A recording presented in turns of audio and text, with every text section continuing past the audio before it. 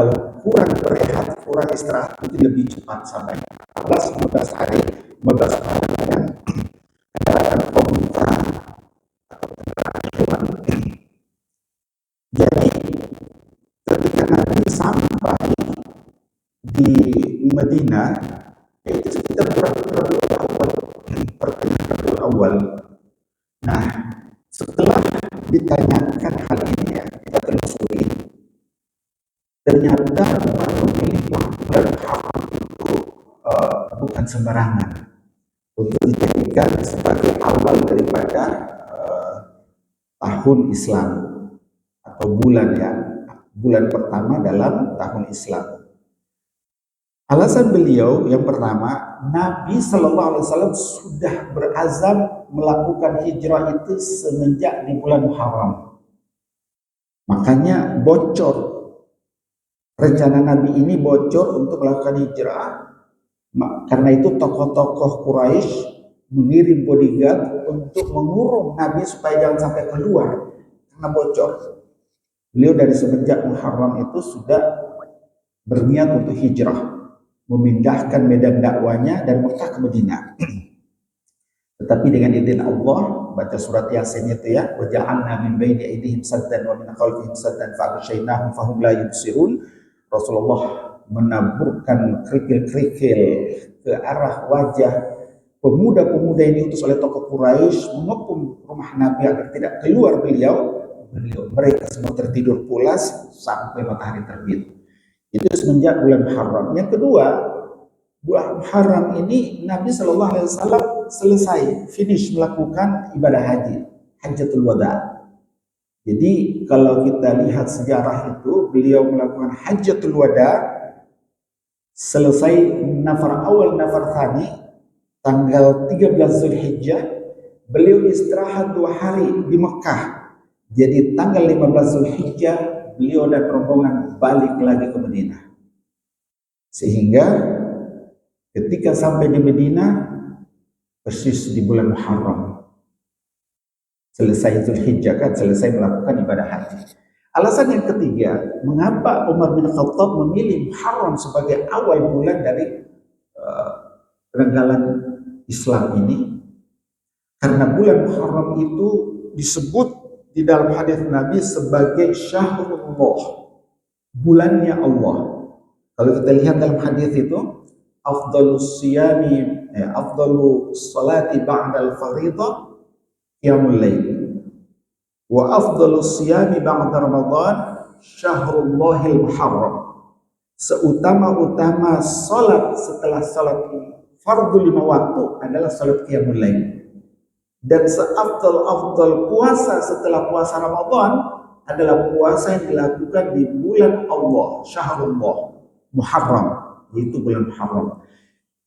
Jadi bulan Muharram ini disebut juga sebagai Syahrullah, bulannya Allah. Berdasarkan 3 alasan inilah kemudian Umar bin Khattab memilih Muharram sebagai awal bulan dalam perhitungan tahun Hijriah. Jadi insya Allah clear ya.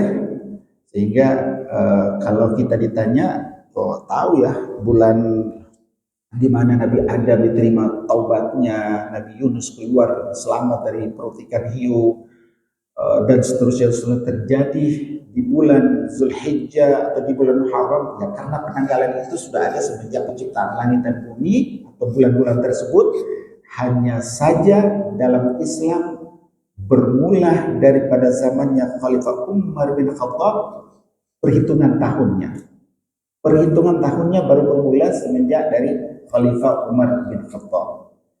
Jadi dari tahun berapa itu ya Khalifah Umar bin Khattab? 17 setelah Nabi Shallallahu Alaihi Wasallam hijrah, 17 tahun setelah Nabi Shallallahu Alaihi Wasallam hijrah dan wafat di era kepemimpinan Umar bin Khattab, disitulah bermula kemudian perhitungan kalender Hijriah tersebut. Baik, ada sedikit cerita terkait dengan kisah sebuah mimbar dan semangat Muharram ini yang mungkin ingin saya sharing juga pada kesempatan ini. Ya, diceritakan oleh Ibnul Arabi, ada salah seorang ulama besar di zamannya, alim ulama juga ya, namanya Ibnul Arabi. pernah berkisah kepada murid-muridnya dalam sebuah kesempatan dalam masjid bahwa di Damaskus, Suriah sekarang ini ada seorang tukang kayu ulung, ya, membuat mimbar dari kayu wahnut, ya, yang terbaik, kayu jati yang terbaik, diukir dengan mutiara dan dibuat secantik mungkin tanpa dipahat. Saya tidak tahu bagaimana ceritanya itu, tanpa dipahat, tanpa ditekan, tanpa menggunakan palu, pemahat dan sebagainya. Ukiran ini atau mimbar ini diukir secantik mungkin dan seindah mungkin, sehingga akhirnya santer di kota Baghdad tentang kehadiran mimbar yang sangat apik, unik dan mahal nilainya ini. Ditawarin, diminta oleh saudagar beberapa orang kaya untuk dijadikan mimbar di masjid mereka masing-masing, tapi tukang kayu ini tidak mau menjualnya. Dia tidak ingin menjual, hatta dihargai dengan harga yang paling mahal sekalipun. Dengan dinar berapa puluh ribu dinar, berapa ratus dinar, dia nggak mau jual. Dia tidak ingin menjualnya. Kemudian ketika ditanya kenapa Anda tidak menjual mimbar ini dengan harga yang ditawarkan sangat luar biasa gedenya itu, kata beliau, saya buat mimbar ini spesial untuk saya pasang, saya letakkan nanti di Masjidil Aqsa Al-Mubarak, Yerusalem. Ketika itu orang-orang bertanya, apakah tukang kayu ini masih waras? Yerusalem, Masjidil Aqsa dikuasai oleh pasukan salib ketika itu, nggak mungkin bawa mimbar ini ke Masjidil Aqsa, mereka bakalan bakar.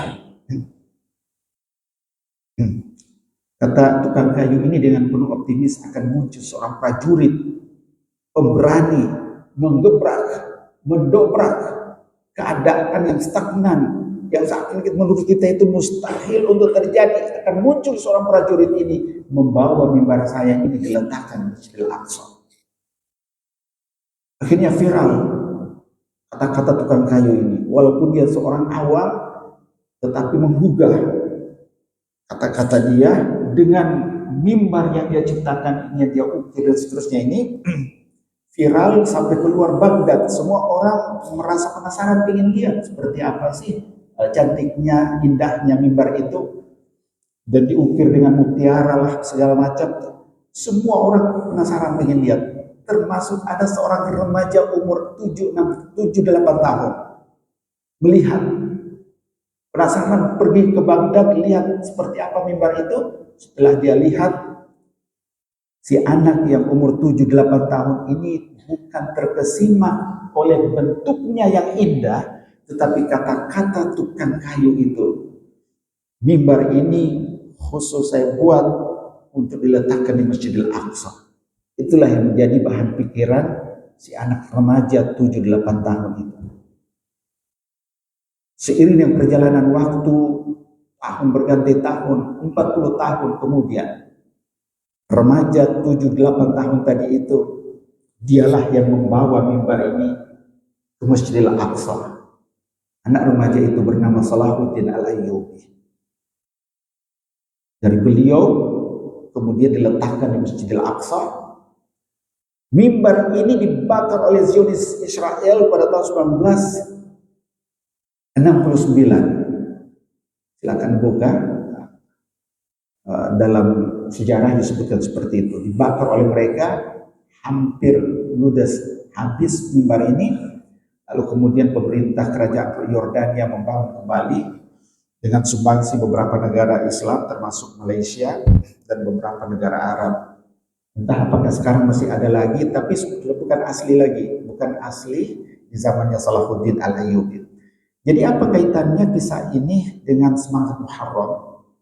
Bahwa sesuatu yang mustahil menurut kita itu akan terjadi kalau dibarengi dengan azam yang kuat serta ikhtiar. Kondisi yang kita lihat, saksikan sekarang ini yang ada di Palestina yang memiriskan dan sangat menyayat hati keadaan saudara kita di sana. Boleh jadi ini adalah momentum titik tolak terjadinya perubahan total di Timur Tengah dan mengembalikan Palestina dan Masjidil Aqsa ke pangkuan umat Islam. Karena sampai sekarang ahli strategi militer di dunia manapun itu berpikir bagaimana mungkin Gaza yang hanya sekian kali sekian kilometer itu belum bisa juga diselesaikan oleh negara yang konon katanya superpower di Timur Tengah, di backup oleh Amerika, kapal tanker Amerika itu sampai berapa buah itu di Mediterania. Dia membantu Israel untuk membumi hanguskan Gaza, tapi sampai sekarang nggak bisa. Perlawanan gerilya itu masih terjadi. Tentara-tentara Zionis itu masih banyak yang mati berguguran, mati konyol di tangan para pejuang-pejuang yang ada di sana. Bagaimana mungkin ini bisa terjadi? Tidak masuk akal. Sehingga sesuatu yang tadinya menurut kalkulasi kita mustahil, insya Allah tidak akan mustahil. Dan sebagaimana prediksi salah seorang ulama besar, nanti kita akan lihat 2027 adalah titik tolak di mana Israel itu mulai hilang dari peta dan dari permukaan atau negara-negara Arab. Kita lihat kemarin, belum lama ini ya, 1-2 hari kemarin, bagaimana dengan pongahnya, sewenang-wenangnya, mereka menyerang lagi istana presidennya Suriah. Luar biasa, setelah Iran serang, Suriah, Libanon. Jadi negara ini seperti kanker di negara Arab. Arab tidak akan tenang kecuali negara ini binasa, dihilangkan. Dia akan terus menebar kekacauan. Dan insya Allah jalan-jalan menuju kehancurannya itu sudah mulai nampak, semakin gelabakan mereka, nggak tahu membuat apa, dan seluruh dunia sudah mengecam. Nanti tiba saatnya ketika dihabisin oleh umat Islam, semua dunia diam karena sesuai dengan kama tudinu tudanu, sesuai dengan apa yang mereka lakukan, balasannya pun kurang lebih seperti itu. Baik, kembali kepada tema kita kesempatan ini tentang waktu ya. Waktu di bulan Muharram ini, kalau menurut perspektif umat Islam, al-waktu huwal hayah. Kalau menurut orang barat, al-waktu huwal fulus, time is money. Tapi kalau kita, time is life. Salah seorang ya Imam Syafi'i mengatakan, time is like a sword. If you don't get it, it will get you. Al-waqtu kasayf, in lam taqta'uhu qata'ak. Kalau kita tidak manfaatkan waktu itu, dia akan menggilas kita. Karena setiap detik berlalu, dia tidak akan balik lagi.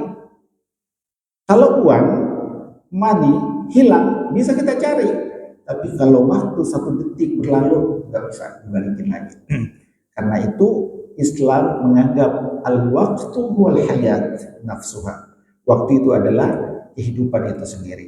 Nah, masalahnya bagaimana kita memanfaatkan waktu ini? Dalam waktu yang sedikit ke depan ini, ulama memberikan satu tips bagi kita untuk merancang kebaikan hari esok.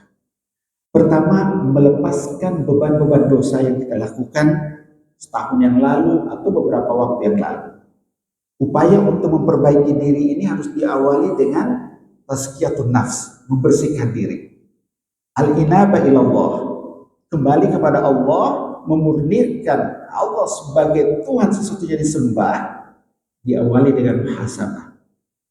Karena kalau kita tidak melakukan itu, beban dosa masa lalu itu akan memberatkan kita melakukan kebaikan. Imam Al-Ghazali mengatakan, dosa pada hakikatnya adalah beban yang membebani budak manusia. Tidak jarang orang berat dan sulit melakukan kebaikan disebabkan karena dosa.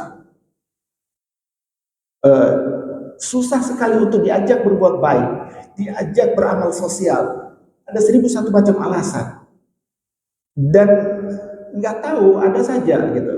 Kekurangan ada saja, alasan ada saja, hambatan. Dan ternyata setelah ditelusuri, rintangan dan alasan tersebut tidak lain disebabkan karena beban dosa-dosa masa lalu. Maka kita perlu remove, hilangkan, delete semua dosa-dosa ini dengan al-inabah ilallah. Al-inabah ilallah, kemudian mengisi dengan amal-amal kebaikan. Allah Subhanahu wa taala berfirman dalam surat Hud ayat 114, innal hasanati yudhibna sayyi'at dzalika dzikra lidzakirin.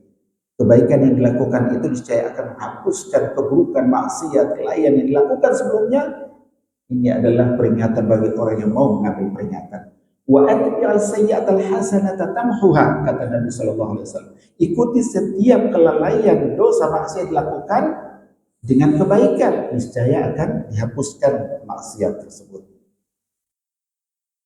Dan yang kedua, kata ulama, setelah kita melepaskan diri dari beban dosa tersebut, maka saatnya untuk memacu diri berfastabiqul khairat.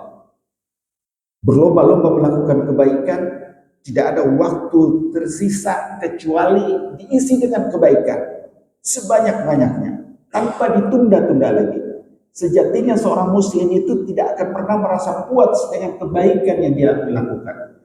Nabi sallallahu alaihi wasallam bersabda, la yashba'a mu'minun min khairin hatta yakuna muntahahul jannah.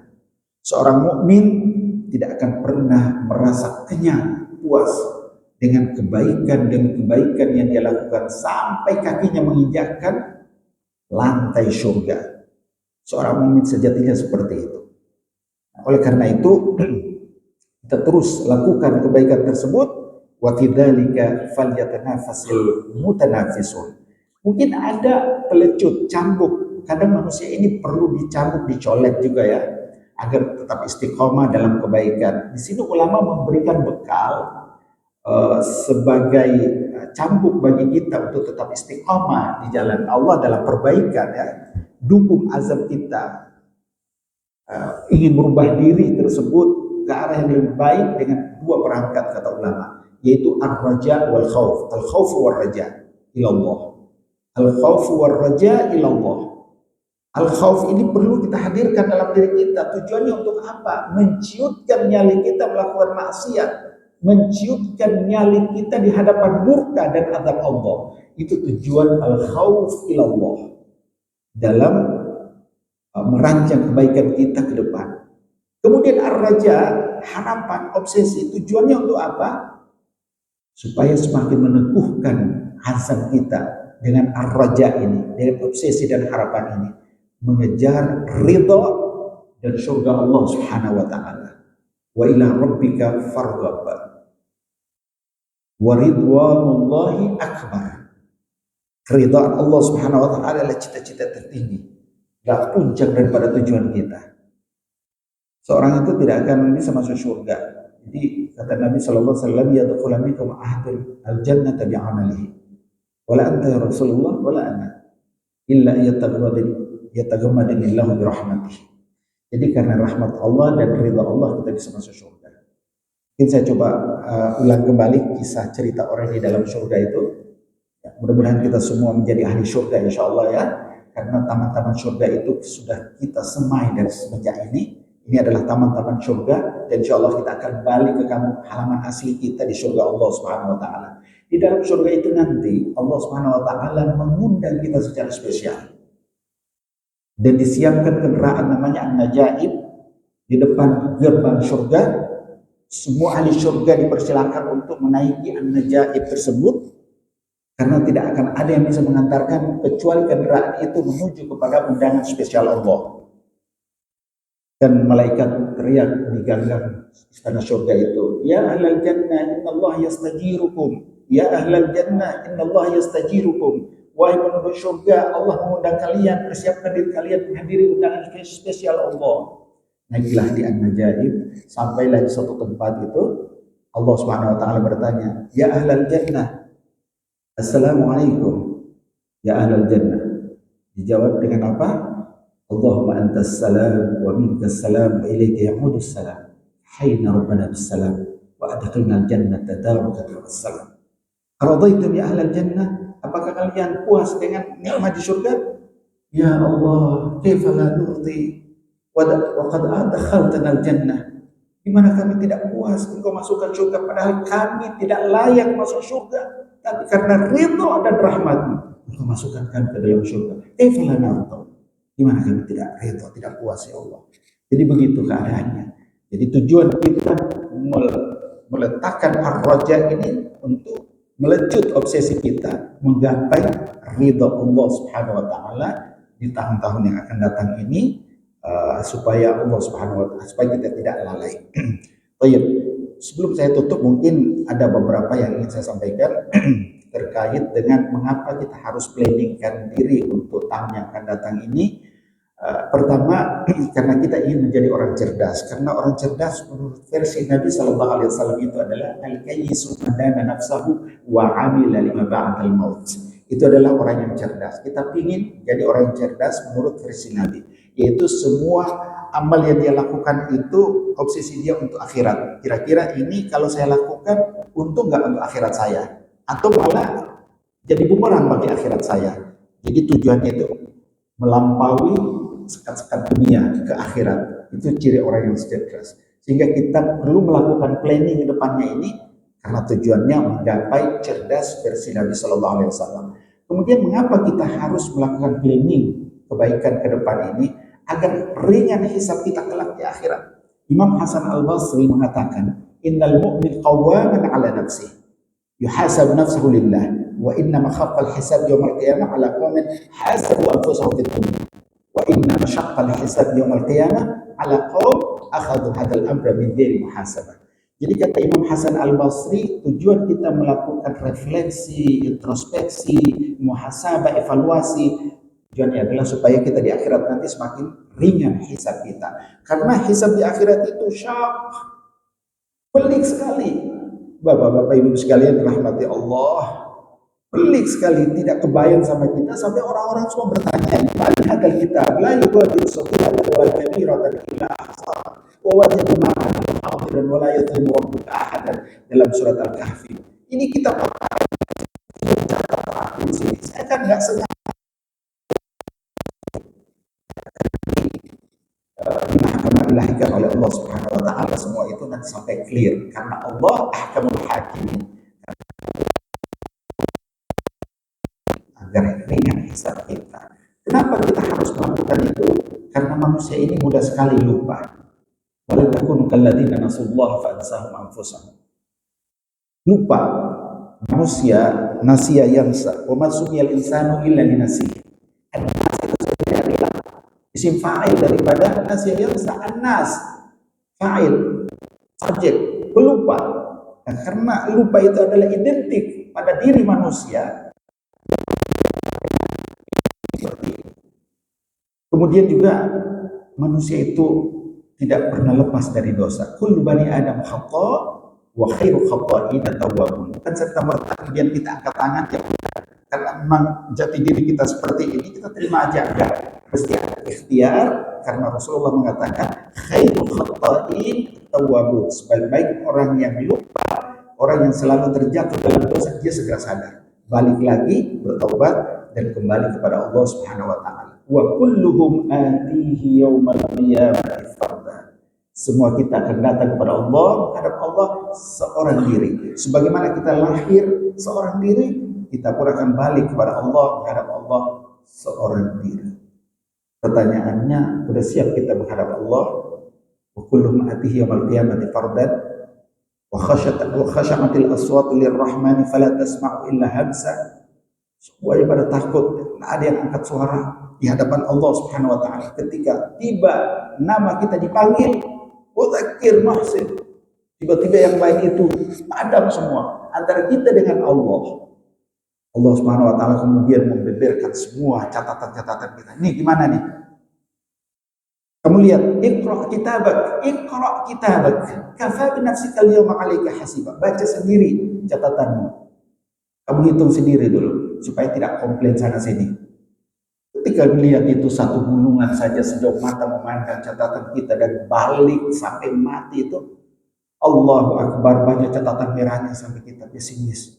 Ya Allah, udah tawakal deh, kayak ini nggak bakalan lolos nih, sandung neraka ini. Tapi Allah Subhanahu wa taala dengan rahman dan rahmatnya, mudah-mudahan kita termasuk dalam golongan itu. Allah katakan, ya udah, saya maafkan kamu dan silakan kamu melakukan etape atau tahap selanjutnya, mizan, sampai kalian melewati titik siratal mustaqim. Jadi nanti di situ ada namanya syafaat langsung dari Allah Subhanahu wa taala, ada syafaat Nabi, ada syafaat para sahabat, syafaat anak yang menghafal Al-Qur'an. Semuanya akan kita lalui, karena itu kita perlu persiapkan jauh-jauh hari sebelum masa itu tiba. Bapak-bapak, ibu sekalian rahmati Allah, ya mungkin cukup ya. Ya, satu lagi, baru jam 6 lewat, ada satu kisah mungkin ya, saya tutup sharing kita pada pagi hari yang mulia ini. Sebuah kisah momentum waktu dan kesempatan diceritakan dalam hadis Nabi Shallallahu Alaihi Wasallam. Ya, an Rabi'ah bin Ka'ab al-Aslami qal kuntu abitu ma'a Rasulillah sallallahu alaihi wasallam fa ataituhu bi wudu'ihi wa hajatihi fa qala li sal ma syi'ta ya Rabi'ah fa qultu as'aluka murafaqataka fil jannah qala aw ghayra dhalik qultu huwa dhak qala fa'minni ala nafsika bi kathrati sujud. Saya sengaja mengambil satu hadis ini sebagai pelecut semangat kita, bahwasanya jangan lepaskan waktu berlalu begitu saja. Ada momentum, jemput kebaikan itu, langsung tangkap, jangan ditunda dan jangan dibiarkan berlalu, karena kita akan rugi serugi-ruginya. Ini dicontohkan oleh Rabi'ah bin Ka'ab al-Aslami. Ketika itu beliau menginap bersama Rasulullah, dan Rasulullah bangun di awal waktu seperti biasa. Rabi'ah langsung menyiapkan seember air untuk wudhu beliau. Melihat ketulusan dan keikhlasan Rabi'ah bin Ka'ab al-Aslami ini, Rasulullah mengatakan, sal masyi'ta. Rabi'ah, kalau kau ada hajat, silakan kau minta sekarang. Minta aja. Minta apa yang kau inginkan. Sal masyi'ta. Fakultu, apakah Rabi'ah ingin jadi orang kaya, ingin jadi seorang tokoh terkenal, menjadi ini dan ini sifatnya duniawi? Enggak, beliau langsung mengambil to the point, yang ya kalau istilahnya itu nembaknya itu burung yang gede gitu, yang pas. Langsung beliau to the point mengatakan, as'aluka murafaqataka fil jannah. Ya Rasul, kalau engkau memberikan aku peluang meminta sesuatu saat ini, satu aja permintaan saya. Saya mohon kepadamu, izinkan aku untuk menemanimu nanti di dalam surga. Sebagaimana saat ini saya bisa jadi khadim, menghantarkan air wudhu kepadamu di dunia, saya minta juga nanti di surga seperti ini. As'aluka murafaqataka fil jannah. Boleh nggak ya Rasul? Kata Nabi, aw ghayra dzalik, ada nggak permintaan yang lain? Qala huwa dzalik, itu aja ya Rasul. Saya nggak minta yang lain-lain, itu aja saya minta. Karena itu Nabi, closing statement Nabi dalam hadis ini, fa'a'idni ala nafsika bi kathratis sujud. Bantu saya untuk memenuhi hajatmu supaya diterima, dikabulkan oleh Allah. Perbanyakkan sujud. Sujud apa di sini? Sujud salat sunnah. Sebentar nanti suruh kita salat sunat duha. Kalau ada kesempatan salat tahiyatul masjid, nanti di masa-masa yang akan datang salat tahajud dan seterusnya yang sunnah. Fa'a'inni ala dzalika ala nafsika bi kathratis sujud. Maka insya Allah untuk menyongsong tahun 1447 Hijriah ini seterusnya sampai akhir tahun, kita buat planning yang bisa kita lakukan semampu kita. La yukallifullahu nafsan illa wus'aha. Maka insya Allah dengan izin Allah, dibarengi azam yang kuat dan planning yang matang, insya Allah kita akan istiqomah. Dan boleh jadi itu adalah jalan-jalan kita menuju kepada husnul khatimah. Jazakumullah khair ala husni istima'ikum. Semoga apa yang disampaikan dan sharing ini bermanfaat bagi diri saya pribadi dan kita semua. Barakallahu fikum, hadanallahu wa iyyakum ajma'in. Saya cukupkan, billahi taufiq wal hidayah. Wassalamualaikum warahmatullahi taala wabarakatuh.